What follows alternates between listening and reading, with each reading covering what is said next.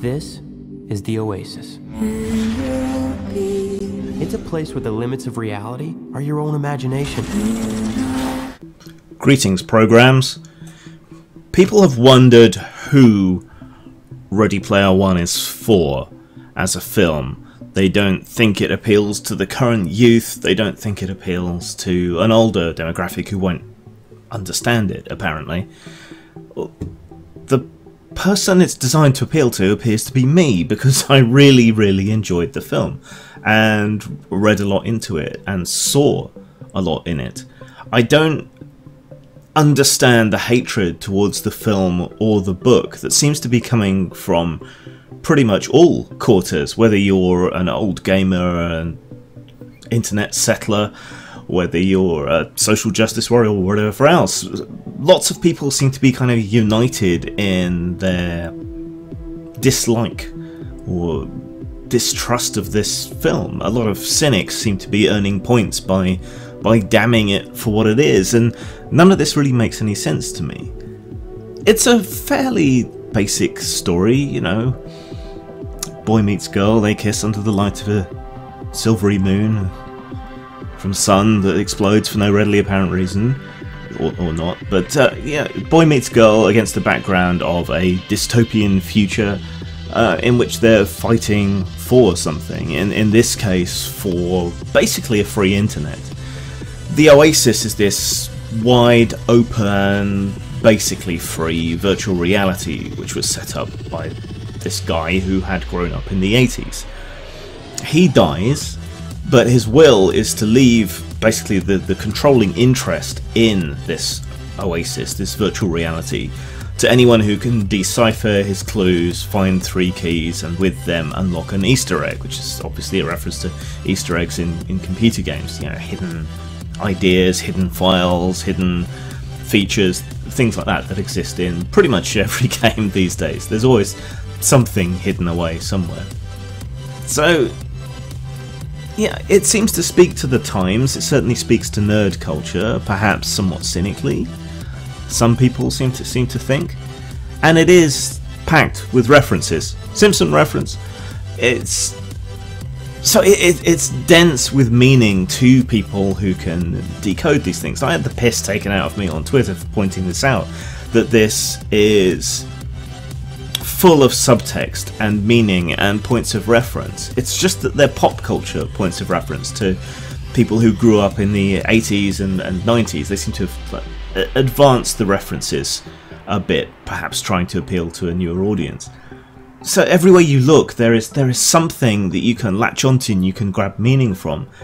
And this, to me, compares to the way that certain scholars of English literature can point to Bible references or Shakespearean references, you know, throughout anything that they look at. They can see the way that these things interrelate and they can draw meaning from it. Yeah, a reference to the number of the beast might not mean anything to someone from a different culture, but to someone from a Christian culture it means a great deal. And this film and the book are both packed with these kinds of references, to the point occasionally of absurdity, but it still carries a lot of meaning. That referencing, that text, that pop culture, nerd culture, internet culture text is further carried forward by having Steven Spielberg involved. After all, he authored the childhoods and the influential films and cinematography for many people and many references within the film. So to have him involved in a film that references his own work is the kind of in-joke and layer of text that is going on within this film, which is all kind of technical sounding. But the point I'm trying to get at is that there is more depth there than there appears. There is more meaning there than there appears. And while some of it is just blatantly tugging at your heartstrings with nostalgia or giving you a, ooh, there's that thing that I like, ooh, there's that thing that I like, over and over again, it does work, and it situates the film and it fits the narrative. Because the originator of this virtual world within the film wants to ensure that his inheritor has a similar mindset to him. that they want the same kind of free and open oasis that he envisioned, that they're influenced by the same kinds of things that influenced him and made him the man that he was. And so by essentially forcing people to learn and observe and to watch everything that influenced him throughout his life, throughout his childhood, all the media and so on that made him the man that he was, who made the oasis, he is attempting to influence and mould whoever it is that happens to take over. And you know, that kind of makes sense, and that speaks to a lot of arguments that we have to this day over what influence these kind of things have, if any, over people. And so this film is an extension and an encapsulation of all that. It's far deeper, I think, than people give it credit for. And you don't have to be a Rick and Morty viewer to figure that out. The whole thing is under threat by this force. I mean, the world outside the Oasis is a collapsed economic shithole. It's a cyberpunk dystopia, or a cypherpunk dystopia, if you prefer. And there is this company that is trying to take over the Oasis because it is something that everyone uses. Education is done through it. Everything is done through it. They just want to use it for nefarious advertising. They want to, you know, use up 80% of your viewing field with adverts at any given time to make money off it. Yeah, it's a crude, cartoonish, corporatist villain. But it does work, and it's relatable, though it's not necessarily the threats that carry over into the real world to what you're watching this on now, the internet. People come to the Oasis for all the things they can do, but they stay because of all the things they can be.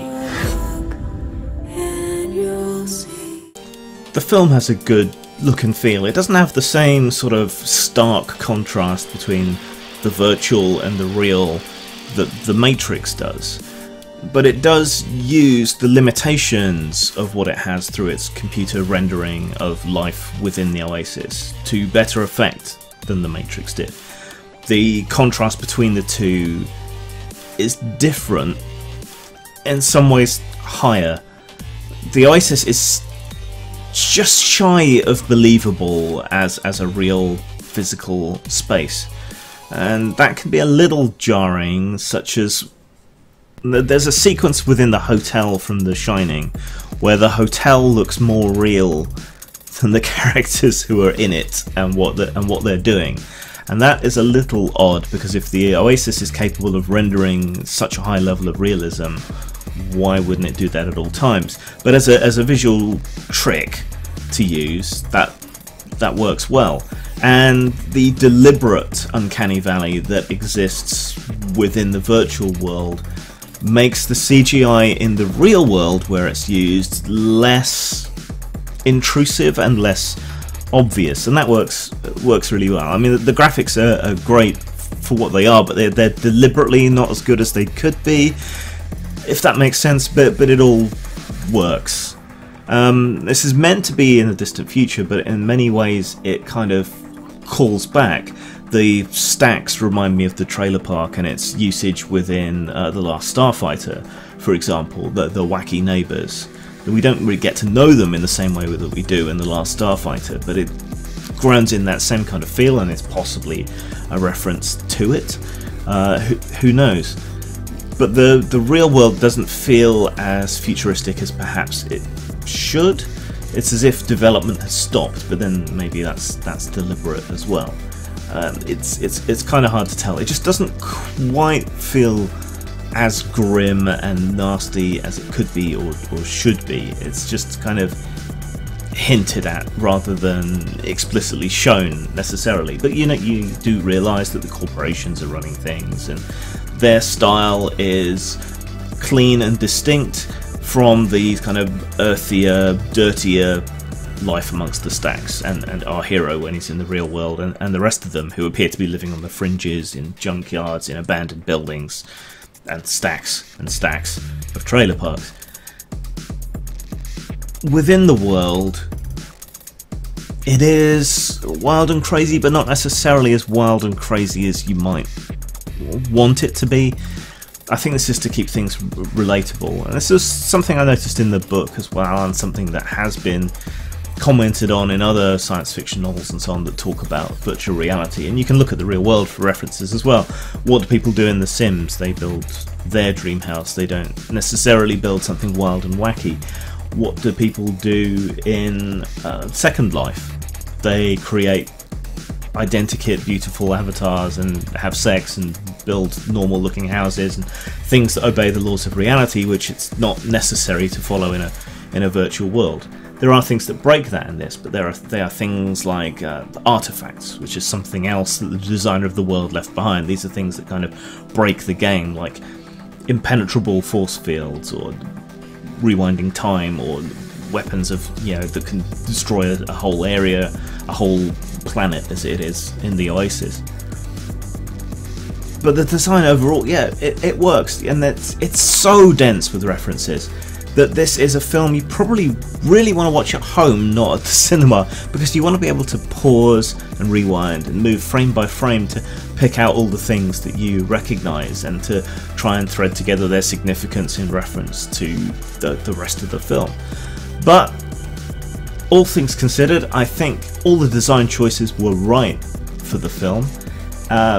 It looks great. The soundtrack is the good stuff from the past. We forget a lot of the pop and tat. When I was looking for intro and outro music for this video, I looked for what was #1 on the 1st of January 1980 and what was #1 on December 31st, 1989, so I would begin and end with the span of the 80s, which is where the majority of the references in the book and the film go. And most of the stuff in the charts at that time was absolute dross, such as Donald Wears Your Trousers and Bros, which just goes to show. But all things considered, I would give this a 4 out of 5 for style. I'm here talking to all of you now because our future's being threatened. Go, go, go! I just came here to escape, but I found something much bigger than myself. I found my friends. What up, Z?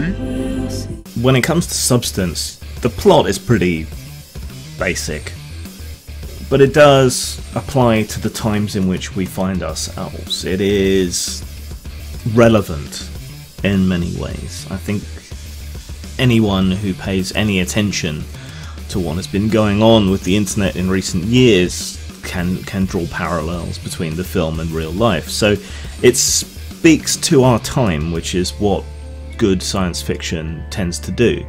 So while it may appear simplistic and surface level and all this, there is more going on.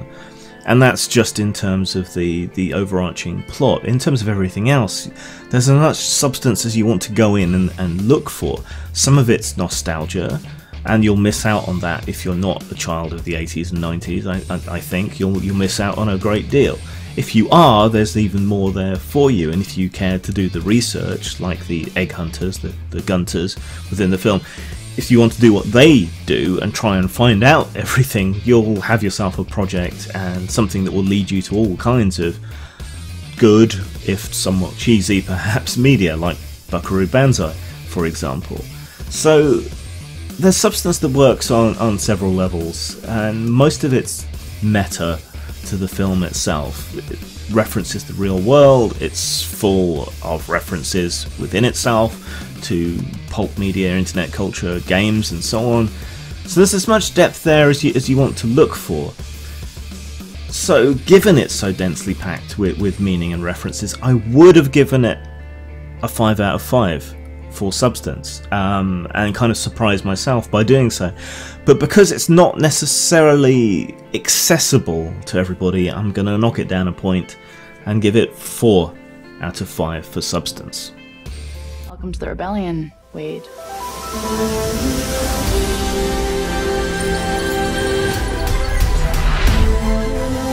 You don't tell anyone who you are. You can't use your real name. Hold on to something. This isn't just a game. So overall then, all things considered, I think Ready Player One is a really good film. I give it 4 out of 5 overall. it stayed with me a bit. It referenced things that I care about. I think I will have to rewatch it a couple of times once it comes out on satellite television to pick out the references and things for myself. There's things there I wasn't sure about. I want to look up, and I'll probably go back and reread the book. But yeah, it really spoke to me. It's a good film. But I think you will get more out of it by renting it and watching it at home than you will necessarily by seeing it in the cinema. Winning. Find him. This isn't just a game. I'm talking about actual life and death stuff. The Oasis. The world's most important economic resource. And it's nothing less than a war for control of the future. A lot of the reviews and a lot of the cynicism coming from the non-gamer, non-internet culture side, the social justice warrior side, the gaming media side, has said that Gamergate kind of ruined this film or changed the context in which it exists. And as the world's foremost scholar on Gamergate, I would disagree. A large part of why this film resonated with me was because the heroes felt like Gamergate. A mass of different people, of different clans, different ideologies, different viewpoints on the world, different kinds of people of all kinds coming together to fight a threat to the free and open internet. Now that has never been more relevant than today. In the film, the enemies are the corporations, and to an extent that's true. We've seen the effect that large companies have had on the internet, and that has been brought to a head just this week, really, with the head of Facebook being brought before various committees of the US government to answer for privacy violations and so on. And yeah, the film makes a lot of points about this, about preserving anonymity, the value of anonymity, the vulnerability that not being anonymous brings. Yeah, essentially the rebellion is swatted in this film. But what these critics don't seem to understand is that they're the bad guys. And if anyone in the real world is the equivalent of the goodies in this film, it is people like Gamergate.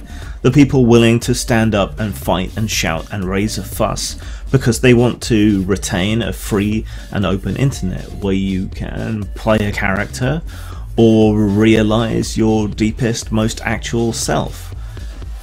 There's so many good things about the net, and unfortunately some of the bad things come along with it.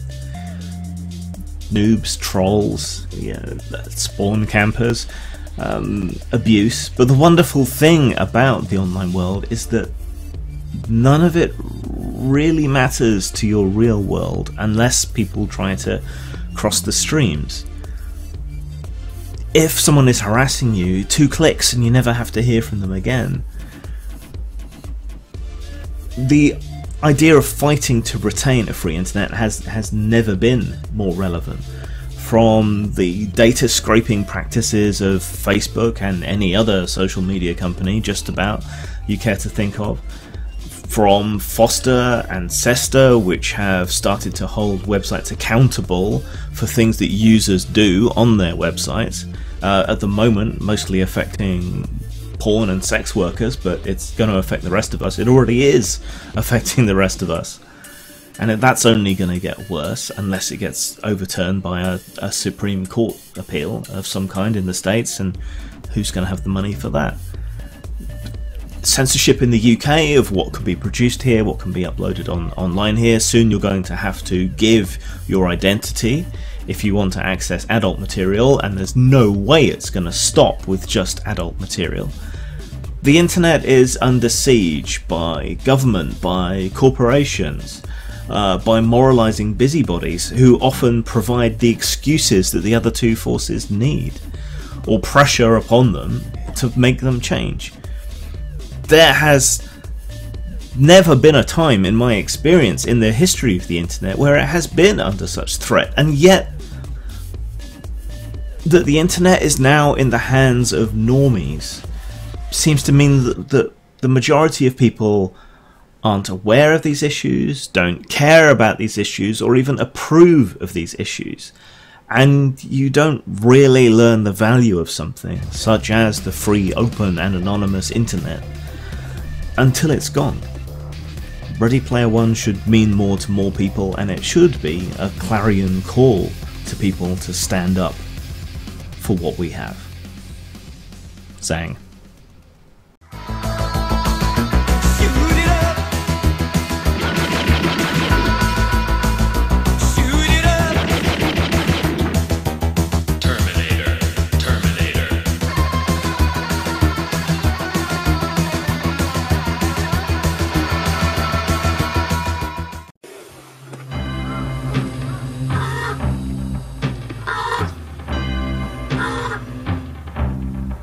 It's Christmas time.